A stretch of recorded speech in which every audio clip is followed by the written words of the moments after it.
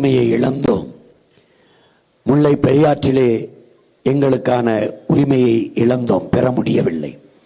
பெற தர மறுப்பது காங்கிரஸ் கம்யூனிஸ்ட் கட்சிகள் ஆட்சிகள். காவிரியில் நதிநீர் உரிமையை இழந்தோம், தர மறுப்பது காங்கிரஸ் பாரதிய ஜனதா கட்சிகள் ஆட்சிகள்.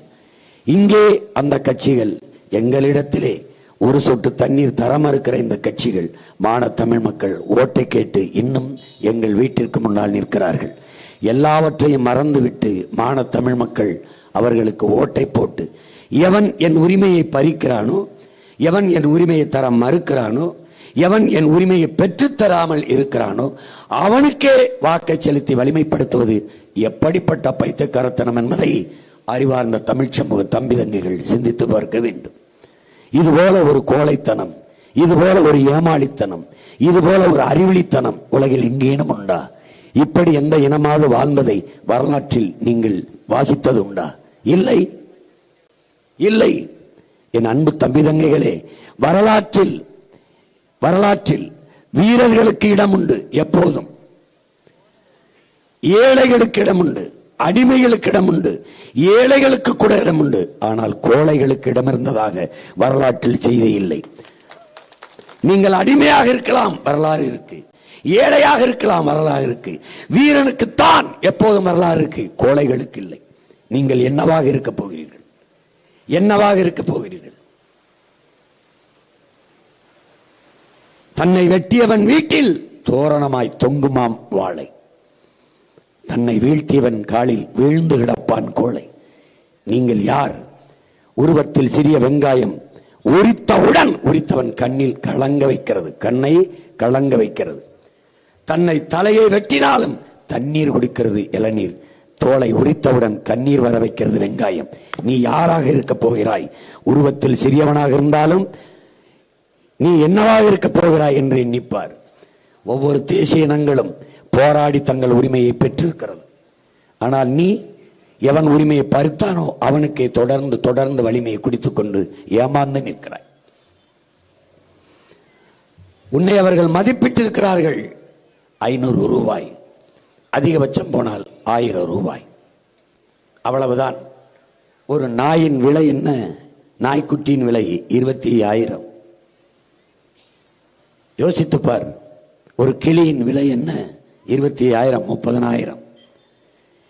இதற்கு இருக்கிற விலை கூட உனக்கு இல்லை. மதிப்பு மிக்க தமிழ் மக்களே, உங்களின் மதிப்பு வெறும் 500 ரூபாய். இப்போது பாருங்கள் திமுக எப்படி வாக்கு கேட்கிறது என்ற தாய்மார்களிடத்திலே. சூரியனுக்கு ஓட்டு போடவில்லை என்றால் உங்களுக்கு வருகிற 1000 ரூபாயை நிறுத்தி விடுவோம். இப்படி சொல்லிவிட்டு போறார்களே, என்ன செய்யலாம்?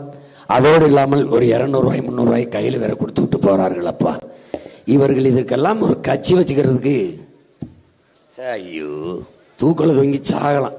இது ஒரு கட்சி, இதுக்கு ஒரு பெரிய தலைவர், இதுக்கு திராவிட மாடல் அது எதனால திருவாரூர் எப்படி சொல்றது, கருணாநிதி ஸ்டாலின் எனும் நான், இதுக்கு முத்துவேல் கருணாநிதி எனும் ஸ்டாலின், முத்துவேல் கருணாநிதி ஸ்டாலின் எனும் நான். இப்ப தெரிகிறதா தேர்தல் அரசியல் என்றால் என்ன, மக்கள் அரசியல் என்றால் என்ன கற்றுக்கொண்டாயா? அடிப்படை அமைப்பு அரசியல் மாற்றம் என்றால் என்ன தெரிந்து கொண்டாயா? அடிப்படையை தகர்க்கணும். புரட்சியாளர் பகத்சிங் நமக்கு கற்பிக்கிறான். வெளிப்படையாகவே அநீதிகளால் கட்டமைக்கப்பட்ட சமூகத்தை தகர்த்து முற்றுமுழுதாக புதிய சமூகம் படைப்பதான் புரட்சி. அந்த புரட்சிக்கு என் உடன் பிறந்தார்கள் தயாராக வேண்டும். கட்சி ஆட்சிகளால் இதை சரி செய்ய முடியாது. புரட்சி ஒன்றால் தான் புரட்டி போட முடியும். அந்த புரட்சிக்கு நீ தயாராகாத வரை இந்த அநீதி, இந்த அக்கிரமம் தொடரும்.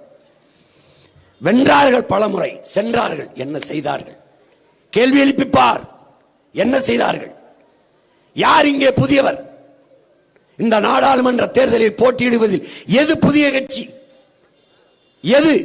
பலமுறை ஆண்ட பாரதிய ஜனதா, பலமுறை ஆண்ட காங்கிரஸ், 6 நூற்றாண்டுகளுக்கு மேலே ஆண்ட காங்கிரஸ், இந்த நாட்டிலே நச்சு அரசியலை விதைத்த திமுக, அவதூறு அரசியல், அநாகர அரசியல், ஊழல் லஞ்ச அரசியல், எல்லாம் சூழ்ச்சி, வஞ்சகம். முதலாக மதுவை திறந்துவிட்டு மது வித்த சாராயம் வித்த காசில் ஆட்சி நடத்த தொடங்கிய கட்சி திமுக.